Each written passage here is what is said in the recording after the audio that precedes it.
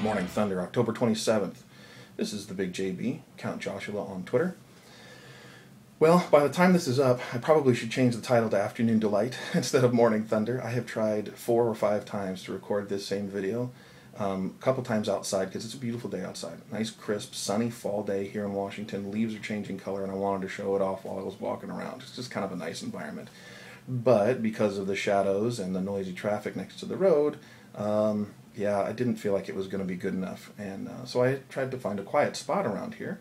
Filmed in a couple other places, but it wasn't quiet. People kept coming in and out. So this is my office, and this is where I'm going to do it because I know what volume to talk, and I know how to handle this in this office anyway, because I know that nobody's going to come in.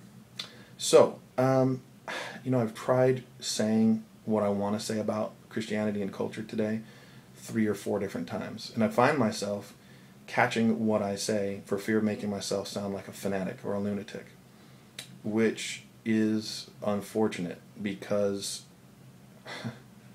I don't know whether it's a self-esteem thing. Like, I'm worried that if I say what I think, what I really feel, that any employer, or if I want to go try to get a voice acting job or anything like that, will find the video and go, he's a Christian, he's a lunatic. We can't hire him because he's nuts. Clearly, I'm not nuts. However, there is a lot of bigotry against Christians currently. There are a lot of people who feel very strongly that if somebody's a Christian, well, then they've switched their brain off and they're a moron. I don't think my friends think that about me. I certainly hope they don't. They may question my beliefs, but that's okay. I don't have a problem with that. I think that if you're not strong enough as a Christian to have an opinion and to really know what you believe, then you're probably not going to be a Christian for very long. I have had a really hard time being direct about this. I've wanted to cut in and splice in different pieces that I've said that have been good. I've thought about what I really want to say. And it's been very difficult because I don't want to repeat myself too much. I want to offer something new every day, but I'm also not getting a lot of questions. I'm also seems like I'm not getting a whole lot of interest in what's being said. So, at the risk of sounding like a lunatic, here we go.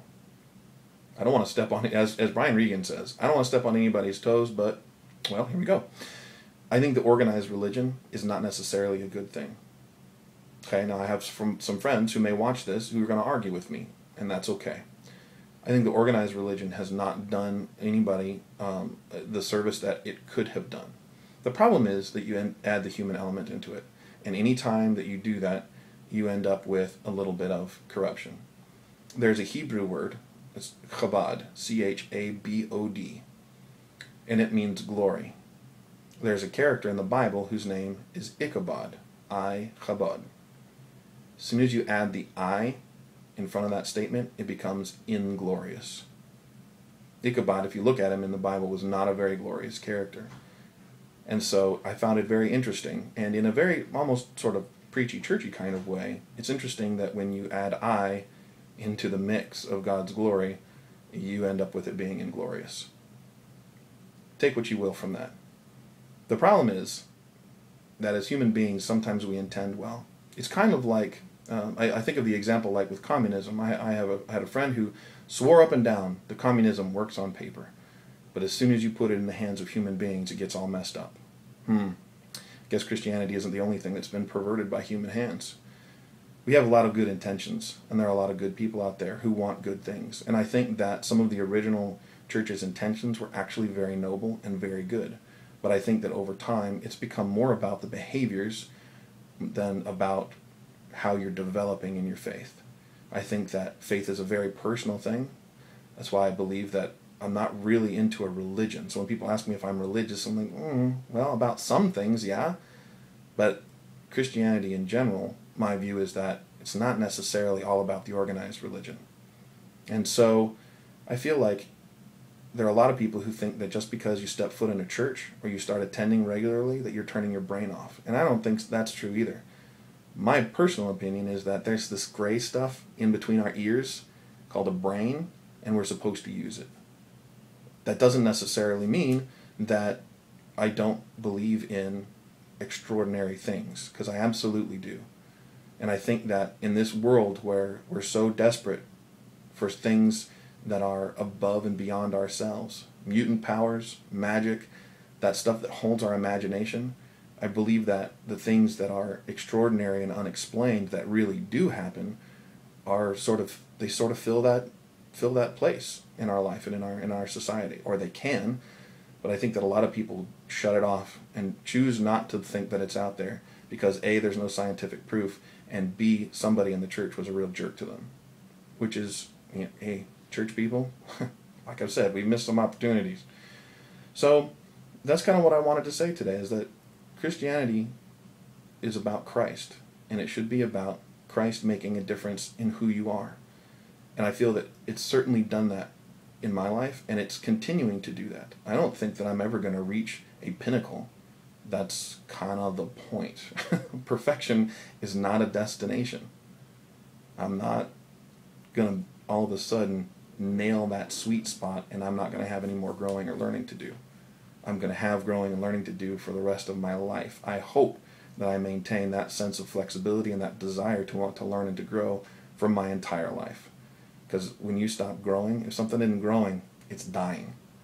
So that's what I think. And I think that for all the people that have been Christians and have isolated themselves and chosen not to be around people who don't believe what they believe, or are so uncertain that their beliefs would stand up to scrutiny, that they don't want to be around people, I think that that's an incorrect way of handling it. And I think that that Christians should be willing to spend time with people who believe differently and have open discourse without it necessarily turning into an insult into somebody's intelligence. And I think that it should be more about information sharing than trying to cram your beliefs down each other's throats. And to be fair, I think that happens on both sides of the coin. I think that non-Christians are equally as intolerant, or can be equally as intolerant, as they point the finger at other Christians, at Christians, and say, you're intolerant. Well, yeah, I suppose that everybody has some level of intolerance. And I think that there's been a lot of unfortunate exchanges between both sides. And if it was treated more along the lines of, let's share information, let me share with you what I think, and I want to hear what you think, and I'm really going to listen, and I'm really going to ask questions, and you do the same for me. And if I don't know the answer, I'm not going to be afraid to say, I don't know, and I want to think about it. You know, my wife and I have had these conversations about politics lately, and how it seems to be on both sides, there are people who refuse to compromise. Compromise, in my opinion, is both parties saying, I'm going to give a little. Okay, it doesn't mean I'm going to give up my entire position. It doesn't mean I'm going to give up everything that I want to give you everything that you want. You know, if I have a piece of gum, but it's the last piece of gum, and you want it, but I want it, compromise is splitting it in half so both people get gum. Not so that only one person gets gum. It's not compromise for me to give it away, unless I happen to know that I have another pack in my bag or something. So if there's only one piece of gum left and both people want it, compromise is splitting it in half so both people get it. Same thing in this kind of situation.